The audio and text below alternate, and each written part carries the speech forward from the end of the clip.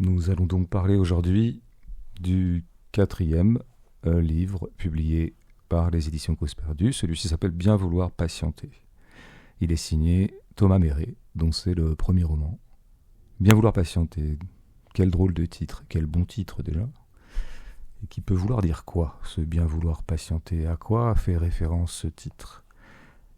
Eh bien, nous pouvons le savoir par une explication que livre le narrateur, Thomas Méret lui-même, à la page 137.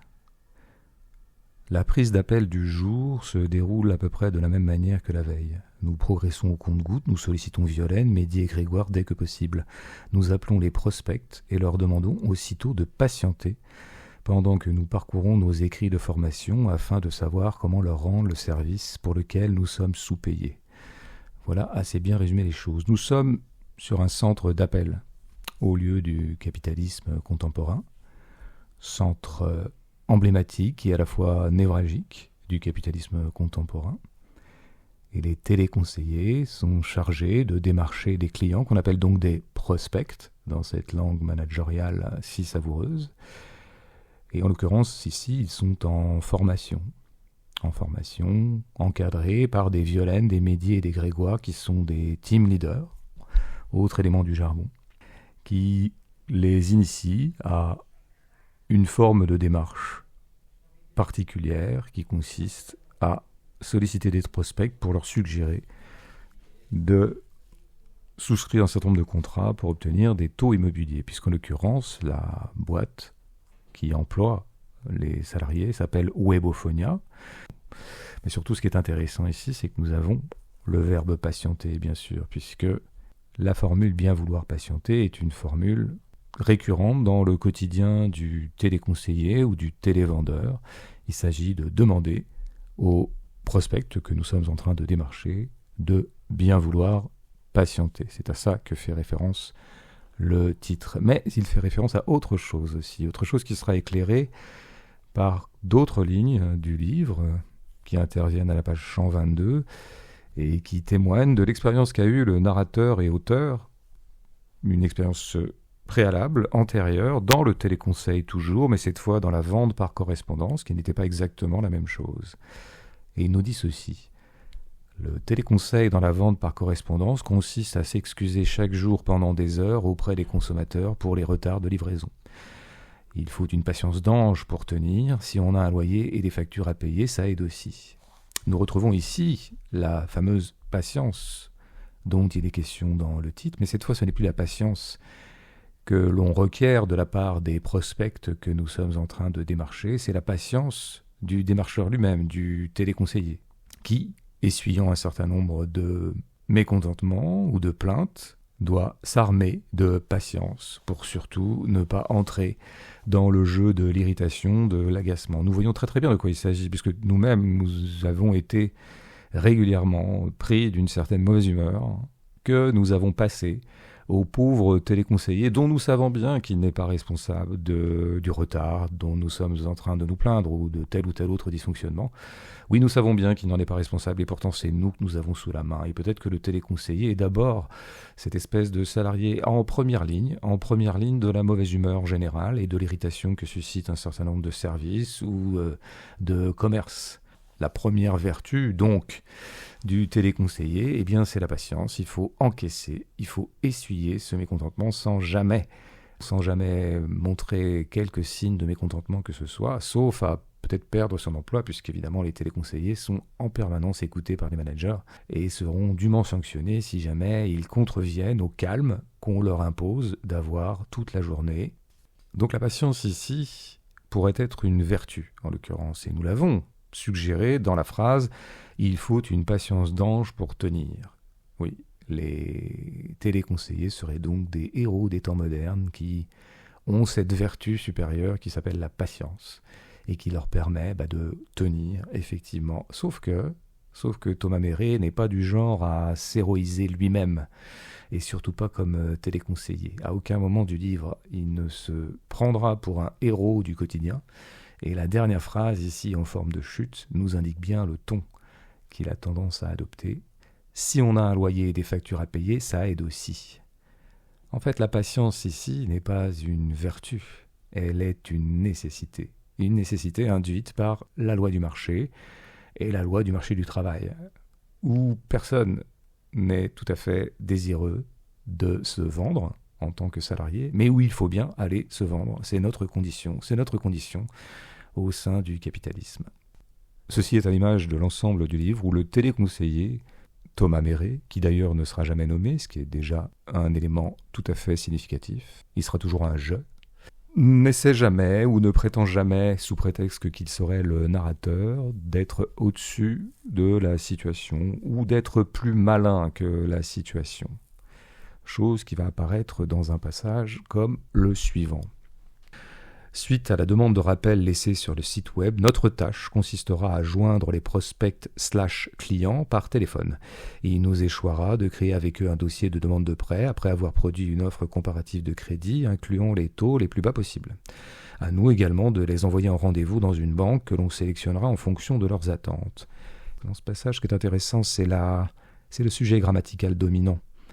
C'est l'agent, entre guillemets, de l'action. Et l'agent de l'action n'est pas un « je », alors que nous avons affaire à un auteur qui dit « je », qui se trouve être lui-même le narrateur et qui se trouve être lui-même le personnage central. Donc nous avons plutôt en général des « je ». Mais nous avons aussi souvent la personne qui domine dans le passage que je viens de lire, à savoir le « nous ». Et oui, le « je », à ce moment-là, se fond dans un « nous ». Il est un salarié comme les autres, il est soumis au même traitement, à la même formation, aux mêmes injonctions, aux mêmes consignes qu'il doit patiemment et docilement respecter. J'ai dit que nous ne saurons jamais le nom et le prénom du narrateur en question. J'ai dit à quel point c'était significatif, et je crois que ça l'est.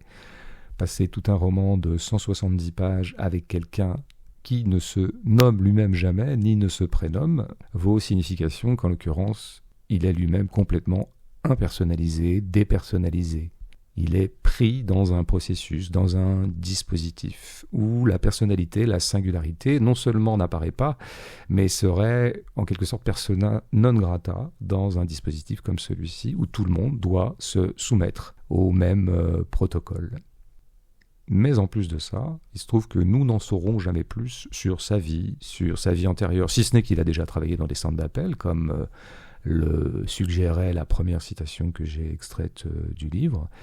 Mais nous ne saurons pas, nous saurons à peine qu'il habite avec une compagne, nous aurons une ou deux mentions de son père, mais nous saurons absolument rien d'autre que lui. C'est la façon dont Thomas Méret a découpé son livre. Tout se passe pratiquement dans le fil même de la formation, c'est-à-dire à l'intérieur du centre d'appel. Donc oui, nous avons un narrateur qui est limité, s'est auto-limité à sa situation de travailleur et à la situation spécifique dans laquelle il se trouve à ce moment-là, qui donne au livre sa temporalité propre, qui est tout simplement la temporalité de la formation.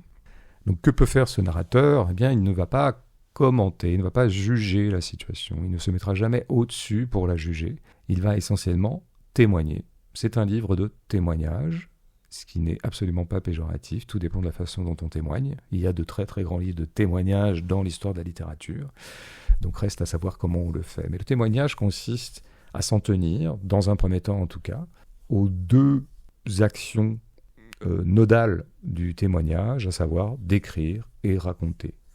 Par exemple, nous pouvons avoir des notations, parce qu'il faut bien les appeler comme ça, du genre de celles qu'on trouve à la page 69, devant un tableau du monde tertiaire.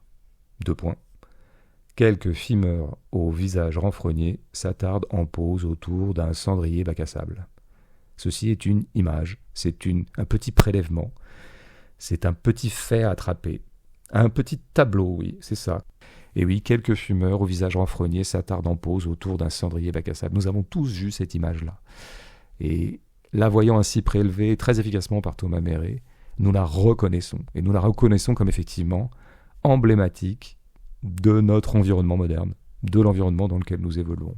Nous avons tous vu, ou nous avons tous nous-mêmes été, ces salariés que l'interdiction de fumer à l'intérieur, qui a cours depuis maintenant une vingtaine d'années, relègue ou fait descendre au bas des immeubles, ou fait sortir en dehors des immeubles où ils travaillent, des bâtisses où ils travaillent, pour fumer une petite clope rapidement, tous agrégés autour d'un gros cendrier qui peut être effectivement un cendrier bac à sable.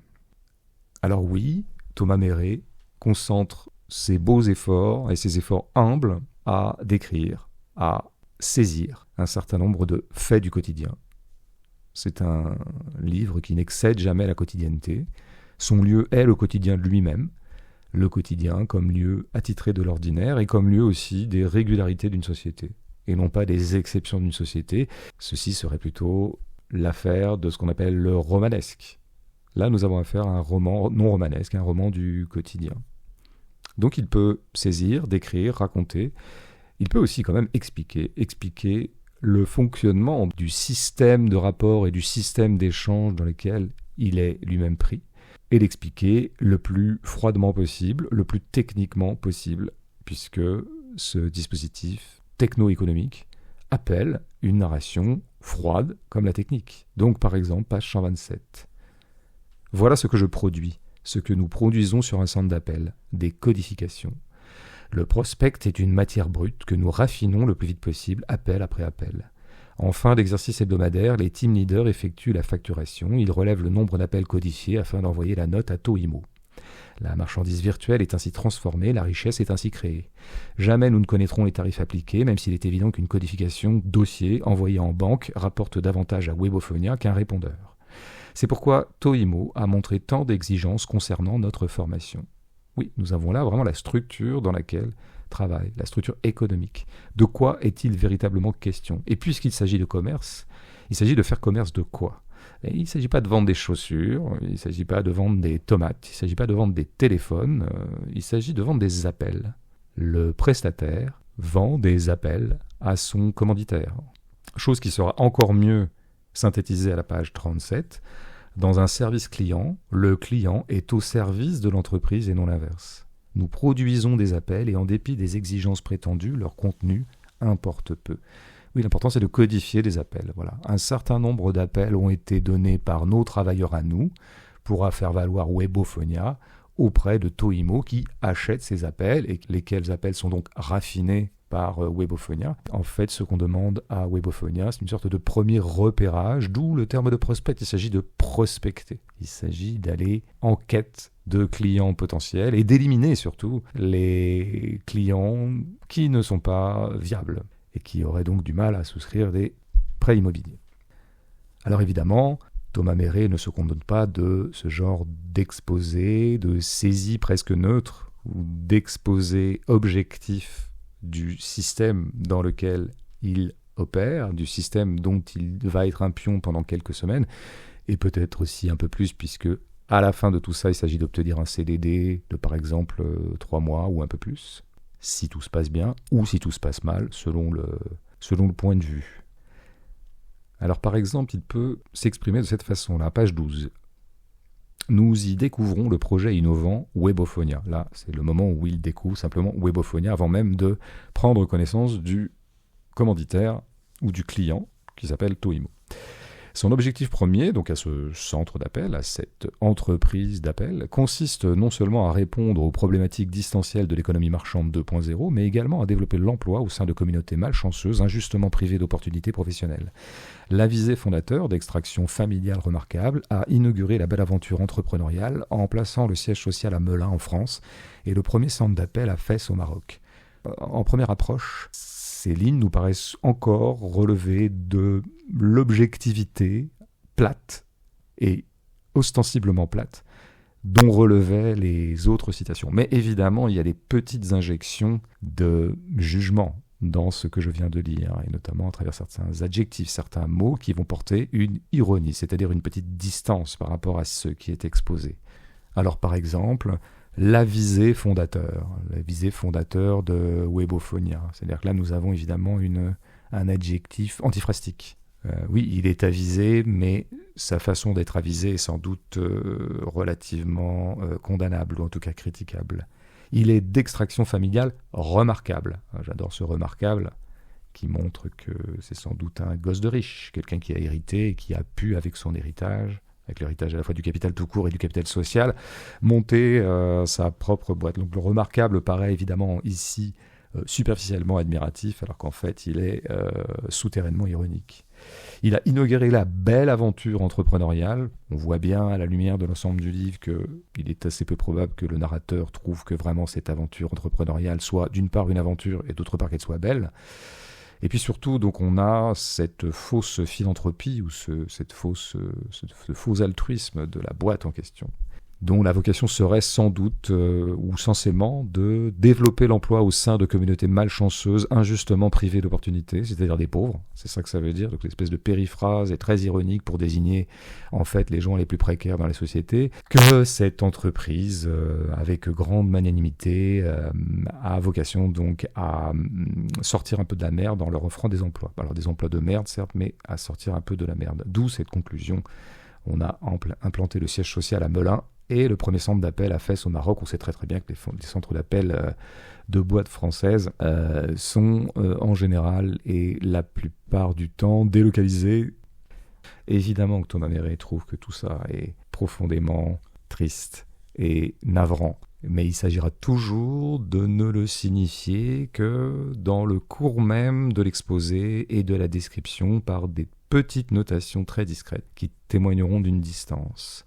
Alors par exemple, autre phrase, page 14, il n'est pas fait mention du salaire qui par déduction sera un SMIC. Oui, au moment où on leur propose, où on commence cette formation, laquelle aboutira à une embauche ou pas, eh bien, contre toute attente, ou au contraire, sans surprise, il n'est pas fait mention du salaire, ce qui est quand même incroyable lorsqu'on a affaire quand même à un moment de recrutement. Mais Thomas Méret, qui a déjà travaillé dans ce domaine, sait très bien que quand on ne dit rien, c'est que c'est un SMIC. Donc nous avons une phrase parfaitement équilibrée, il n'est pas fait mention du salaire qui par déduction sera un SMIC. C'est-à-dire que Thomas Méret ne prétend pas être plus malin que la situation qu'il décrit, il ne s'agirait pas non plus d'essayer de passer pour plus con qu'il n'est. Et puis il y a une phrase que j'aime bien, qui est un peu du même genre, qui pour moi fait modèle de tout ce qu'on peut signifier en disant simplement les choses telles qu'elles sont. Normalement, pour entrer, il faut badger avec un badge. Voilà, phrase absolument con, absolument plate, tautologique. Mais il y a tout dans cette tautologie, badger avec un badge. Bon, le badge est un outil, un objet essentiel de notre modernité, du monde du tertiaire, si on peut encore l'appeler comme ça. Le badge évoque immédiatement le monde du travail contemporain, tel qu'il s'est reconfiguré depuis 30, 40, 50 ans. Et dire qu'il faut badger avec un badge est absolument vrai. C'est d'une évidence absolue. Mais ça dit tout de suite, formulé ainsi, formulé de façon un petit peu incongrue comme ici, dans une rédaction de 4e, un élève dirait il faut badger avec un badge. Son professeur, dans la marge, lui dirait non, mais ça c'est une répétition. Essaie quand même de varier un peu. Bon, Thomas Méret n'est pas un élève de 4e. Je pense qu'il a un petit fond de jeu d'écrivain qui fait que quand il dit il faut badger avec un badge, ce n'est pas une maladresse. C'est évidemment un effet de style. L'effet de style nous dit la circularité de ce quotidien. Le fait qu'on y est enfermé.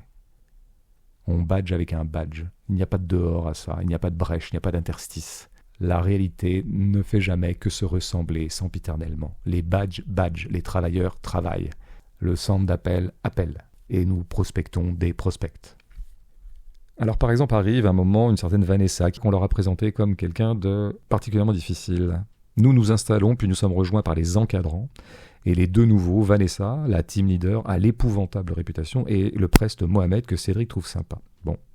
Et plus tard nous avons à propos de cette Vanessa, ces lignes-là, page 120. Ça sent l'enfance malheureuse, le harcèlement scolaire, les amours contrariés, les rêves brisés. Ça sent la résignation, la rancune, la vengeance. Ça sent mauvais pour nous. Alors ces trois phrases en anaphore, l'anaphore de ça sent, organisent ce qu'on appelle un zeugma. Zeugma, je mets en facteur une même expression, souvent un verbe, auquel j'adjoins des compléments successifs qui ne sont pas de même nature. Je prends la porte puis le bus. C'est pas du tout le meilleur exemple de zeugma qu'on peut trouver, mais je pense que tout le monde comprendra. Et donc là, nous avons un ça sent qui témoigne de ce que Thomas, le narrateur, intuite vis-à-vis de cette Vanessa, qui lui fait pourtant tant de misère. Mais dans un moment de compréhension, il essaie d'intuiter ce qu'il y a derrière cette méchanceté, derrière ce sadisme. Ce sadisme dont il dira pas 267, son sadisme médiocre est une carapace. Il voit dans le sadisme autre chose que quelque chose qui lui fait du mal. Donc il se décentre un peu pour essayer de s'élever à une compréhension plus générale du processus qui a fabriqué le sadisme de Vanessa, qui est un sadisme très largement conditionné, situé, produit par la réalité sociale elle-même. Et donc oui, ça sent quoi ? Ça sent l'enfance malheureuse, ça sent le harcèlement scolaire, les amours contrariés, les rêves brisés. Ça sent la résignation, la rancune, la vengeance. Voilà tout ce qui produit une Vanessa. Et puis en dernier, ça sent mauvais pour nous. Évidemment, ça c'est l'effet Zeugma qui repose sur cette stricte dernière phrase. Et ce Zeugma, qui est une figure de style, qui est parfois toujours un peu spectaculaire ou un peu facile, on peut l'admettre ici, on peut admettre cette facilité, cette, non pas affaîtrie, mais cette tournure un peu séduisante ou séductrice des choses, parce qu'elle dit mieux que n'importe quelle autre figure de style mise à ce moment-là, le processus qui veut que celui qui a subi fera subir. Et oui, c'est l'enfance malheureuse de Vanessa, et donc le fait qu'elle ait toujours été une victime, qui fait que maintenant, elle devient une coupable, ou un bourreau, et donc produit d'autres victimes, en l'occurrence donc la petite bande qui suit cette formation. Cela sera dit aussi, page 120, de façon plus frontale. Elle lance à l'assistance le regard mauvais d'un bovidé devenu prédateur. Ça dit à peu près la même chose, dans une tournure métaphorique, qui fonctionne très bien, qui fonctionne notamment très bien par sa brièveté, quoi. On n'en fait pas des caisses. Un bovidé devenu prédateur, oui, un bovidé, c'est-à-dire le bovin, en termes assez péjoratifs quand même, avec tout l'amour qu'on peut avoir pour les bovidés, mais c'est vrai que dans le langage courant, un regard de bovin n'est pas exactement un compliment. Une attitude de bovin n'est pas exactement un compliment, puisque la divine patience de la vache est devenue parfois, de la vache ou des bovins en général, est devenue parfois dans le langage courant, au contraire, l'autre nom de la passivité, de la docilité, de la soumission, de la servilité. Et là, donc, elle est devenue prédateur. Et on sait bien que le système a besoin d'anciens bovidés pour les transformer en prédateurs qui seront à même, à leur tour, de sadiser des bovidés, qui peut-être, à leur tour, montant en hiérarchie, deviendront des prédateurs. C'est comme ça que ça marche. Le système marche beaucoup en mandatant des prolétaires pour aller faire chier d'autres prolétaires. Ceci est parfaitement bien dit. On aura un autre portrait de team leader. Enfin, lui, il est un peu au-dessus encore de Vanessa, dans la hiérarchie managériale, ou dans la hiérarchie des encadrants. Alors, on en a une première notation, page 120. Émeric finit par se pointer, il déverrouille la salle de formation, prenant garde à n'employer que le minimum de politesse requise pour nous saluer. Alors ça, c'est excellent, ce « prenant garde à n'employer que le minimum de politesse requise pour nous saluer ». Là, c'est pareil, on monte d'un cran dans l'analyse. Alors, il y a une première analyse qui consisterait à dire « Émeric est méchant ». Il est froid, il est brutal, il nous prend comme des merdes. Bon, ce que Émeric fait. Mais là, nous avons quand même une petite subtilité qui est qu'il affecte de le faire.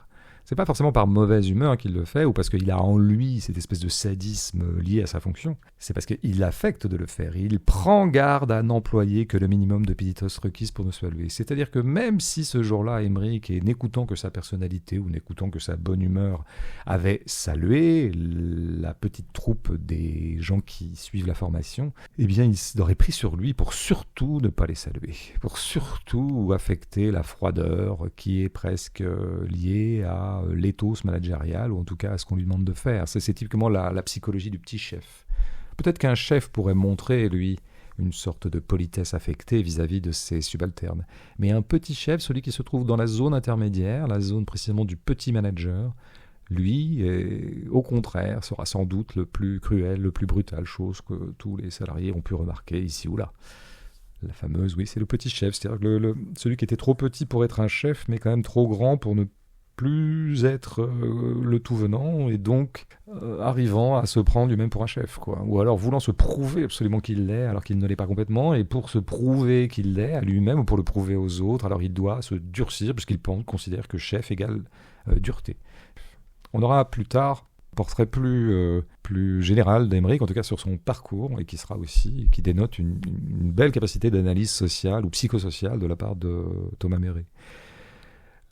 Alors c'est au moment où Émeric s'est présenté à eux, il est en train de se présenter à eux, c'est la première fois qu'il apparaît. Lorsqu'il se présente, nous distinguons le cheveu sur la langue, discret mais perceptible. Possible que cette légère anomalie ait influencé la carrière d'Émeric en faussant sa main de départ, car son nom de famille est l'un des plus connus de la région dans la sphère entrepreneuriale. Tiens, Son nom de famille est connu, il vient donc d'une bonne famille, donc il ne devrait pas être une échelle si basse. Donc il doit bien y avoir une raison. Il y a eu un bug dans le parcours programmé qui aurait dû faire de lui autre chose qu'un team leader dans un domaine d'activité aussi peu monétisé que le centre d'appel.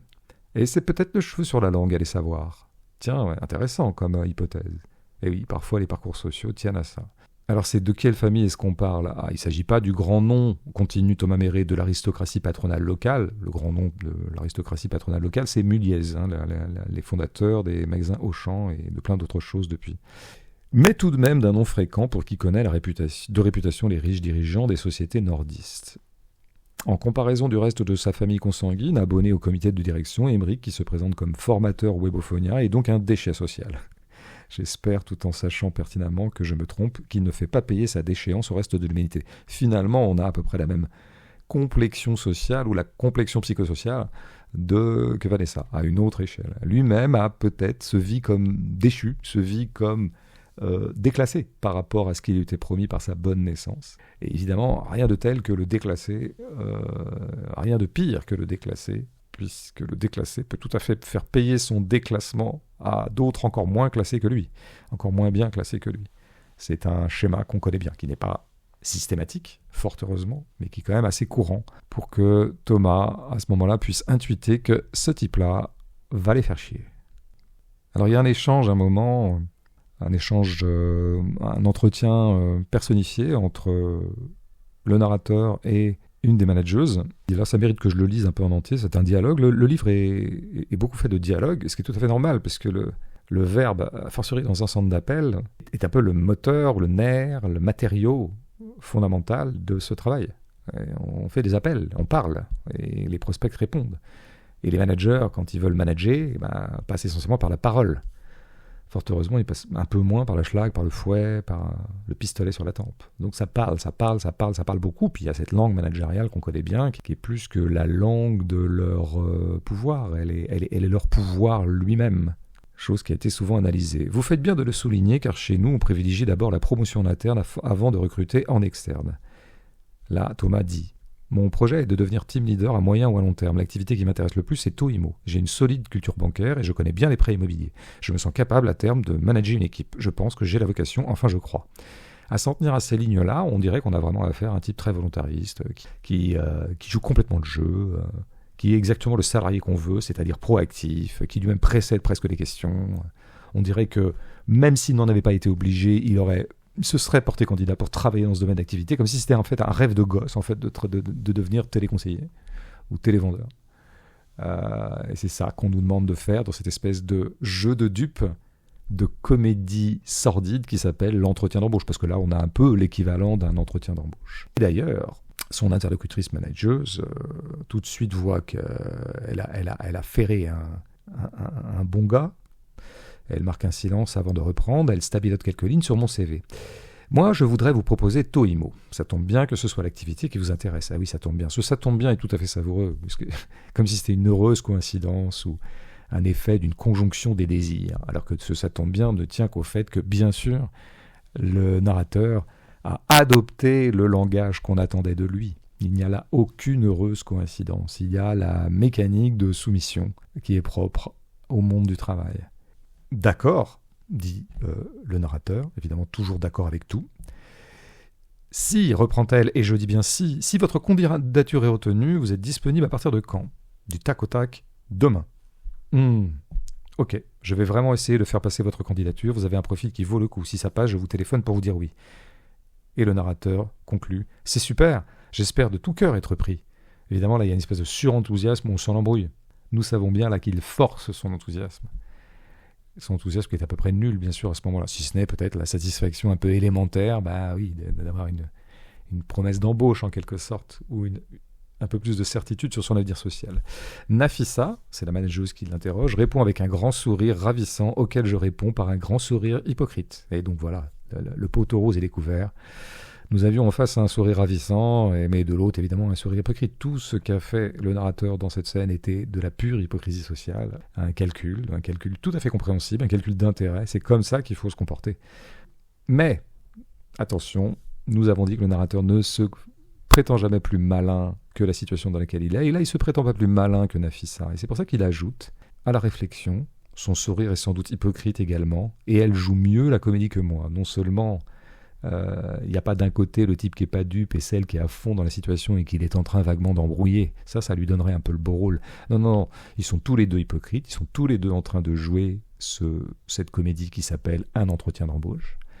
Et il l'avoue même qu'elle est sans doute encore plus maligne que lui, encore plus joueuse et encore plus lucide quant à la facticité de ce qui est en train de se jouer. Donc en fait, tout le monde joue.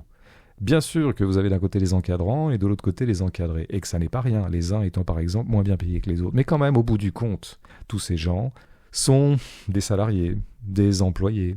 Cette Nafissa, elle-même, elle est payée pour faire ce qu'elle fait. Elle-même, elle n'en pense pas moins, mais hélas, elle est elle-même obligée de jouer le jeu. Tout le monde joue dans cette affaire. Quels seraient les vrais privilégiés alors? Ceux qui détiennent les capitaux et qui n'ont pas à se salir les mains, à travailler effectivement dans les situations que leurs capitaux ont configurées. Donc de ce point de vue-là, Nafissa, Thomas, Nour, tous des prolétaires, avec des échelles diverses bien sûr, et avec des salaires encore une fois divers, mais tous pris dans cette machine-là, ils sont tous embarqués. À un moment, à propos d'un autre qui s'appelle Alex, page 65, la narration dira « Plus ça va, plus Alex me peine ». Ah tiens, c'est marrant. D'habitude, quelqu'un qui subit un cadre va dire « Plus ça va, plus Alex m'énerve, m'irrite, me blesse, m'humilie, me met en colère ». Mais là, c'est pas ça, c'est « me peine ». Bah oui, parce que lui aussi, il fait de la peine. Lui aussi, il subit. Alors il continue. Il ne s'anime que dans l'ombre d'Armand. Armand, qui est donc un manager, qui est un peu au-dessus de lui. Nous sommes tous des larbins, mais lui, c'est un sbire. Le sbire d'un larbin. Ce qui est une très très bonne formule, le sbire d'un larbin, pour décrire la fameuse position du petit chef. L'immémoriale et éternelle et invariante position du petit chef avec les affects collatéraux. Alors donc tout le monde est embarqué dans cette affaire. Le narrateur est embarqué au même titre que les autres, que tous d'un certain point de vue sont à égalité dans la peine, dans le labeur, dans la facticité et dans la soumission. Alors qu'est-ce qui reste à se dire dans ces cas-là quand on se croise?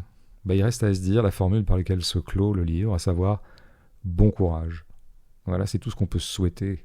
Et c'est tout ce que peut souhaiter une narration qui à aucun moment n'a voulu former scénaristiquement un personnage narrateur qui aurait une espèce de conscience surdéveloppée, laquelle conscience le mènerait à un moment du récit à dire non, à se révolter, à se rebeller, peut-être à démissionner, un petit peu comme le personnage de Vincent Lindon dans La Loi du marché, bon film, mais qui, tout en montrant à quel point la loi du marché était implacable, finalement suggérait qu'elle n'était pas si implacable que ça, puisque un salarié pouvait se révolter. Il faut dire que Vincent Lindon, qui aurait subi jusqu'au bout, était inenvisageable. Il fallait bien qu'à un moment, il y ait un moment d'héroïsme. Eh bien, Thomas Méret n'est pas Vincent Lindon, ce qui est une de ses qualités principales.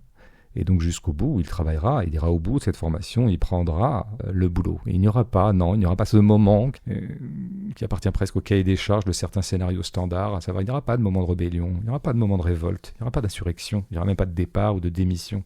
Il y aura des gens qui sont embarqués et qui doivent subir avec patience, à qui on demande de bien vouloir patienter. Donc voilà ce qu'on fait quand on se croise. On se dit pas, on se voit tout à l'heure à la manif ou on se voit tout à l'heure à la réunion syndicale pour préparer une éventuelle grève. Il y a très très peu de grèves dans les centres d'appel et pour cause. Donc on souhaite bon courage. Le bon courage, c'est quoi bon courage? C'est pas bon courage, avoir le grand courage, le courage héroïque, le courage romanesque. De se révolter, c'est tout simplement le courage de subir.